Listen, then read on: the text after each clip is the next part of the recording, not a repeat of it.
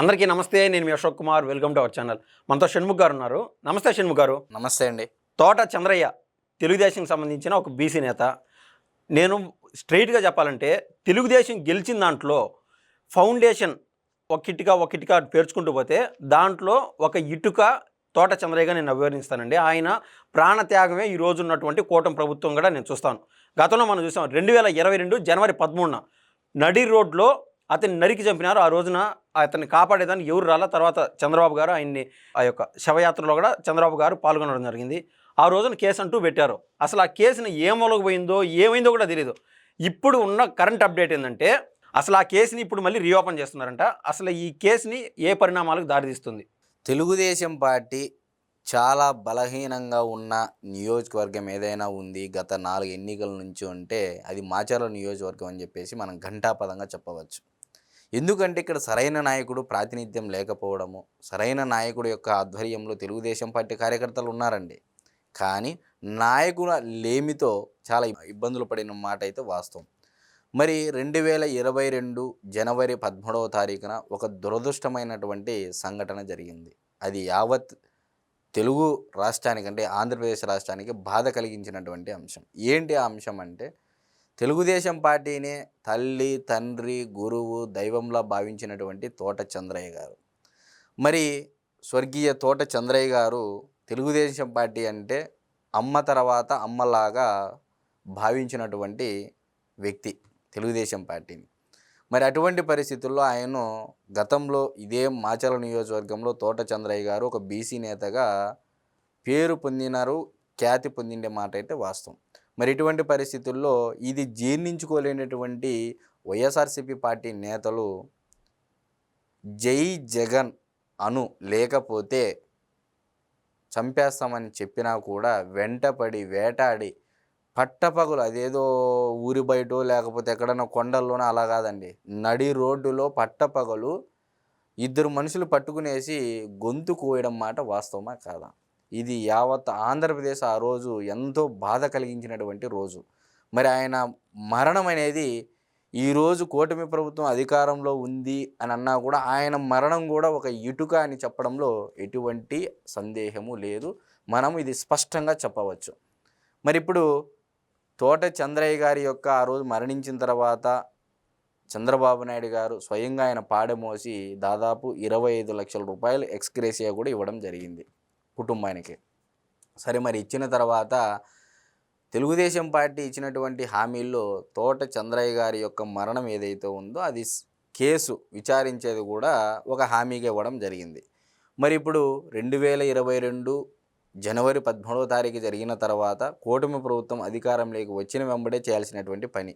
కానీ జగన్మోహన్ రెడ్డి గారి పరిపాలనా కాలంలో ఆయన తీసుకున్నటువంటి నిర్ణయాల వల్ల గవర్నమెంటులోని వివిధ శాఖల్లో ఉన్నటువంటి వ్యవస్థలు భ్రష్టుపడినటువంటి పరిస్థితి అందరికీ తెలుసు.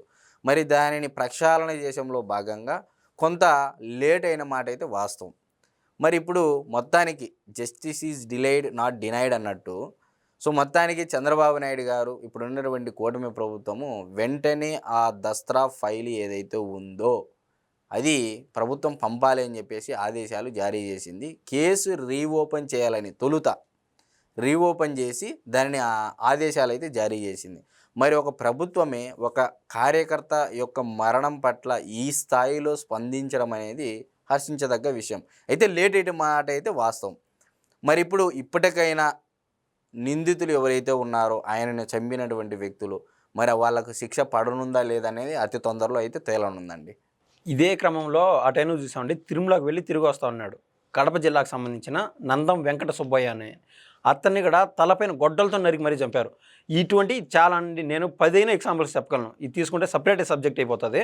సో ఇటువంటి చాలామంది కేవలం పీడించడము, హెరాస్ చేయడం కాదు, మనుషుల్ని లేకుండా ఎలిమినేట్ చేసిన సందర్భాలు ఉన్నాయి. వీటిపైన అనేక కేసులు పడినాయి మన ఆంధ్ర రాష్ట్రంలో. వీటన్నిటికీ కేసులు రీఓపెన్ చేసే ఛాన్స్ అంటూ ఉందంటారు ఈ ప్రభుత్వం? ఖచ్చితంగా అండి. తెలుగుదేశం పార్టీ ఇప్పుడు ఉన్నటువంటి కూటమి ప్రభుత్వం మొన్నటి ఏదో 2-3 రోజుల కిందట జరిగినటువంటి సభల్లో కూడా ఏది కార్యకర్తల సమావేశంలోనూ అటు జరిగిన దాంట్లో కూడా సీఎం నారా చంద్రబాబు నాయుడు గారు చెప్పడం జరిగింది. నేను కార్యకర్తలతో మమేకమవుతాను, కార్యకర్తలతో మాట్లాడితే నాకు ఉత్సాహాన్ని ఇస్తుందని.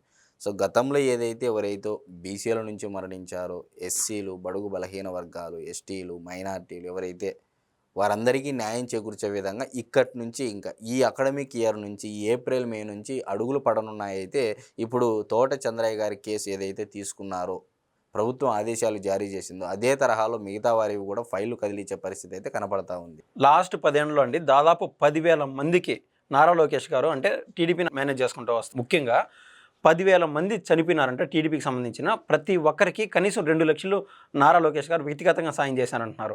ఇదే కోవలో మీరు అన్నారు కదా, తోట చంద్రయ్య కావచ్చు, నందం వెంకట సుబ్బయ్య కావచ్చు, వీళ్ళ ఫ్యామిలీలో ఎవరైనా చదువుకునే వాళ్ళు ఉంటే ఎన్టీఆర్ స్కూల్స్లో వాళ్ళని చదివించడం, ఏదో ఉద్యోగాలకు వాళ్ళ తోడ్పాటును అందించడం నారా భువనేశ్వరమ్మ గారు చూసుకుంటున్నారనేది నిజమా?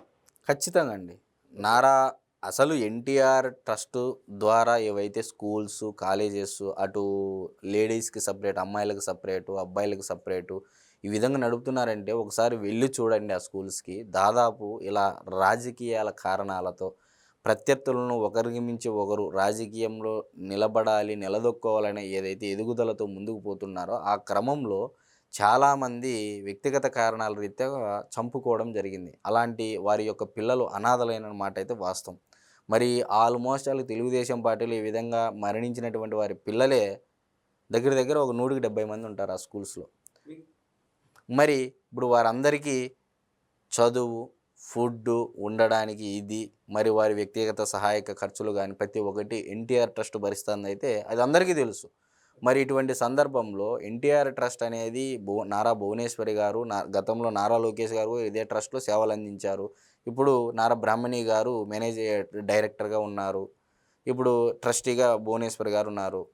మరి నిజంగా తెలుగుదేశం పార్టీ కార్యకర్తల పట్ల నారా చంద్రబాబు నాయుడు గారు గానీ, నారా లోకేష్ గారు గానీ, నారా భువనేశ్వరి గారు గానీ, నారా బ్రాహ్మణి గారు గానీ ఏ విధంగా ఆలోచన చేస్తారనేది ఈరోజు ఒక్కసారి ఆ స్కూల్స్‌కి వెళ్ళి చూస్తే పరిస్థితి అయితే అందరికీ అర్థమవుతుంది. ప్రభుత్వంలో ఉన్నా లేకున్నా చంద్రబాబు గారు కావచ్చు, ఇదే నారా నందమూరి కుటుంబాలు ఈ యొక్క మీరు ముఖ్యంగా మీ రాయలసీమ ప్రాంతంలో 1995 నుంచి 2004, 2007 వరకు కూడా పరిటాల రవి చనిపోయిన అనంతరం కూడా ఫుల్ ఫ్యాక్షన్ గొడవలు నడుస్తూ ఉండేవి.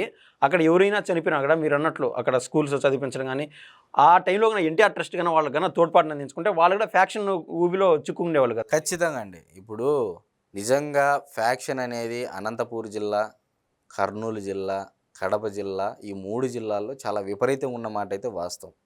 మీరు చెప్పిన టైం 95 నుంచి దగ్గర 2007 ఈ మధ్యకాలంలో ఏమైందంటే అంటే ఆవేశాలకు లోనైపోయేసి రాజకీయంగా ఆ రోజుల్లో అభిమానం ఒక నాయకుడిని ప్రేమిస్తే ఆ పార్టీ అనుకుంటే ఇంక అవతలి వారిని శత్రువుగా భావించడం అనేది ఒక పరిపాటిగా మారిపోయిన రోజుల్లో ఆవేశానికి లోనైపోయేసి రాబోయే తరాల గురించి కానీ నెక్స్ట్ జనరేషన్ గురించి ఆలోచన చేయకుండా ఆ రోజుల్లో కేవలం రాజకీయాల కోసం రాజకీయ నాయకులు ఆడినటువంటి క్రీడలో చాలామంది పిల్లల తల్లిదండ్రులు చనిపోయిన మాట అయితే వాస్తవం. ఇది మా కుటుంబంలో కూడా గతంలో చాలా జరిగాయి ఇలాంటివి. సో నేను అనేది ఏమంటున్నానంటే పార్టీలు వేరే ఉండొచ్చు, సిద్ధాంతాలు వేరే ఉండొచ్చు, అంత మాత్రాన తగులాడుకోవడము, కొట్లాడడము, చంపుకోవడము ఇవన్నీ మనం ఉండేది టెక్నాలజీ యుగంలో. ఇప్పటికీ కూడా ఎవరో జగన్మోహన్ రెడ్డి గారు రెచ్చగొట్టారనో, చంద్రబాబు నాయుడు గారు రెచ్చగొట్టారనో, పవన్ కళ్యాణ్ గారు రెచ్చగొట్టారనో కార్యకర్తలు కూడా ఆవేశపడి రెచ్చిపోయి ఇట్లా గొడవలు పెట్టేసుకుంటే ఎదుగుదల కోసం ఏం పనులు చేసుకోకూడదండి? 140 కోట్ల మంది బతుకుతున్నారు ఈ భారతదేశంలో. నువ్వు బతకాలి అనుకుంటే ఒక ఆంధ్రప్రదేశ్ రాష్ట్రమే ఉందా? కర్ణాటక ఉంది, తమిళనాడు ఉంది, మహారాష్ట్ర ఉంది. మరి వెంకయ్య నాయుడు గారు రాజకీయంగా తను ఎదగడం కోసం ఎక్కడి నుంచి ఎదిగారండి? కర్ణాటక నుంచే లేదా? మరి చంద్రబాబు నాయుడు గారు కుప్పం నుంచి, మన నారా లోకేష్ గారు మరి అదే కుప్పం నుంచి ఎదిగారా? మంగళగిరి నుంచి గెలుపొంది పిఠాపురం నుంచి పవన్ కళ్యాణ్ గారు. అంటే వారి యొక్క రాజకీయాల కోసము కార్యకర్తలు మీ ప్రాణాలు పోగొట్టుకోవద్దండి. అది వైఎస్ఆర్సీపీ పార్టీ కార్యకర్తలైనా, ఇటు జనసేన పార్టీ కార్యకర్తలైనా, తెలుగుదేశం పార్టీ కార్యకర్తలైనా నాయకులు బాగానే ఉంటారు. దయ ఉంచి నేను చెప్పేది ఏంటంటే ఫ్యాక్షన్ నేపథ్యంలో భాగంగా మా ప్రాంతంలో వారి పిల్లలను నేను చూశాను, కనులారా విన్నాను, చూశాను. ఈ రోజుకి కూడా ఇప్పుడు చాలా మార్పు వచ్చింది. రాయలసీమ బ్యాక్గ్రౌండ్లో కూడా మీరు చూసుకున్నట్లయితే చాలా మార్పు వచ్చింది. ఎప్పుడైతే ఈ ఫ్యాక్షన్ వద్దు, మనకు ఈ రాజకీయాలు వద్దు అనుకొని చెప్పేసి ఎవరి బతుకు రీతే వాళ్ళు బతుకుతున్నారో ఇప్పుడు ఎక్కడ లేదు రాయలసీమలో. ఈ మధ్యకాలంలో మాచర్ల నియోజకవర్గంలోనే కొంత హడావిడి చేశారు కానీ ఫ్యాక్షన్ అనేది. గతంలో బనగానపల్లె, పాణ్యము, నంద్యాల, కోవెలకుంట్ల, జమ్మలమడుగు ఇట్లా చెప్పుకుంటూ పోతే కర్నూలు జిల్లాలో సగానికి సగం జిల్లా. ఇట్లా చెప్పుకుంటూ పోతే అనంతపూర్లో మొత్తం, కడప జిల్లాలో సగానికి సగము. మరి ఇటువంటి ఫ్యాక్షన్ ఉన్న నేపథ్యంలో ఈరోజు ఆ జిల్లాలు చూడిపోండి. రాజకీయం ఏమున్నా నచ్చితే పార్టీకి ఓటేస్తారు, లేకపోతే ఎవరు బతుకు వాళ్ళు బతుకునే పరిస్థితి ఉంది ఈరోజు. నేనేమంటున్నానంటే ఎండ్ ఆఫ్ ది డే దయచేసి కార్యకర్తల మటుకు ఆవేశాలకు లోనైపోయేసి ఎవరో నాయకుల మెప్పు కోసం మీరు చంపుకోమాకండి అని చెప్పేసి నేనైతే మీడియా ముఖంగా నాదొకటి స్ట్రైట్ క్వశ్చన్ అండి. మీరు చెప్పారు కదా 1995 కావచ్చు, 93, 92 సమయం నుంచి 2009, 2008 ఆ సమయం వరకు కూడా అప్పుడంటే మీడియా తక్కువగా ఉంది. ఇప్పుడు సోషల్ మీడియా ఎంత బలంగా ఉంది, దగ్గినా తుమ్మినా కూడా న్యూస్ వచ్చేస్తుంది. ఇటువంటి కాలంలో కూడా 2019 నుంచి 2024 మధ్య డాక్టర్ హై ప్రొఫెషన్లో ఉన్నటువంటి డాక్టర్ సుధాకర్ గారి మరణం కానీ, ఒక దళితుని చంపి డోర్ డెలివరీ చేయడం కానీ, మీరు అన్నట్లు తోట చంద్రయ్య గారి విషయం పబ్లిక్గా జరిగిన విషయం, మీడియా ఎంత స్ట్రాంగ్గా ఉండి కూడా పబ్లిక్లో ఈ యొక్క దారుణాలు, ఈ యొక్క హత్యలు ఎందుకు జరిగినాయి ఆ కాలంలో? చైతన్యం లేకపోవడం అండి. ఎదుగుదల కోసం ఇప్పుడు ఒక పార్టీని నమ్ముకొని ఉన్నారు. ముందు మనిషి బతికితేనే కదా పార్టీ ఎవరైనా. ఇప్పుడు నీ పార్టీ కన్నతల్లి లాంటిదంటే మనుషులందరూ ఇట్లా చచ్చిపోతే పార్టీకి కార్యకర్తలు ఎవరు ఉంటారు? నేను అనేది ఏమంటున్నానంటే పార్టీ గౌరవించండి, అభిమానం ఉంది కదా, నమ్మి మీ సొంత ఖర్చుతో ఒక 10 ఓట్లు వేపించండి. లేకపోతే మీ ప్రాంతంలో నువ్వు ఒక తెలుగుదేశం పార్టీని నమ్ముకున్నటువంటి ఒక కార్యకర్తను నాయకుడు అనుకుంటే ఒక 10 కుటుంబాలను దత్తత తీసుకో. 2022లో పెట్టినటువంటి కేసు ఇప్పుడు వరకు చిన్నపాటి ప్రోగ్రెస్ కూడా లేదు. ఈ రోజు రీఓపెన్ చేసే పరిస్థితి ఎందుకు రావాల్సి వచ్చింది? అసలు చట్టం దాని పని తాను చేసుకోబోతుందని ఎక్కడుందండి చట్టము? ఎవరికి చట్టము? ఈరోజు పోండి ఎస్సీ ఎస్టీ కేసులు చూడిపోండి. గత 5 ఏళ్లలో ఒక ఉమ్మడి అనంతపురం జిల్లాకు ఎస్సీ ఎస్టీ కోర్టుకు పదాం పండి, ఒకరోజు చూపిస్తాను వాయిదాకు, తిరణాలు ఉన్నట్టు ఉంటుంది. అంటే ఎలా అయిపోయిందంటే ఈరోజు పల్లెల్లో కూడా జగన్మోహన్ రెడ్డి గారు అధికారం చేపట్టిన తర్వాత ఇప్పుడు రెడ్డి సమాజ వర్గానికి సంబంధించినటువంటి నా ఫ్రెండ్స్ ఉన్నా కూడా వారిని ఈరోజు పెళ్ళికి పిలవలేనంత స్థాయి కంటే ఆ కుల పిచ్చి, ఆ కుల జాడ్యం అనేది విపరీతంగా పెరిగిపోయింది. అంటే ఏ స్థాయికి వెళ్ళిందంటే ఇంకా ఉంటే ఇది మనమే ఉండాలా, మిగతా వాళ్ళంతా ఏదో అన్న విధంగా తయారైపోయింది. నిజంగా ఎస్సీల్లోనూ ఎస్టీల్లోనూ ఇటు బీసీల్లోనూ చైతన్యం రావాలండి. పార్టీలే, మనం పుట్టిండేది పార్టీల కోసం పుట్టలేదు, మనం పుట్టిండేది రాజకీయాల కోసం పుట్టలేదు. దేవుడు అనేవాడు మనకు ఒక జన్మనిచ్చినారు, కన్న తల్లిదండ్రులు మనకు శరీరాన్ని ఇచ్చారు. కాబట్టి మనం ఈ జీవితంలో మనము చేయాల్సిన పని ఏంది? మన కన్న తల్లిదండ్రులను సుఖపెట్టి వాళ్ళను బాగా చూసుకొని మనం చేసుకోబోయే ఎవరైతే భార్య ఉంటారో పిల్లల్ని బాగా చూసుకోగలిగితే చాలు. ఇంకా అంతకు మించిన దేశాన్ని అభివృద్ధి చేసేది ఏముంటుందండి? ఏ కుటుంబాన్ని వారు అభివృద్ధి చేసుకొని వాళ్ళని వారు చూసుకుంటా అంటే ఇంతకు మించిన దేశం అభివృద్ధి ఏముంటుంది?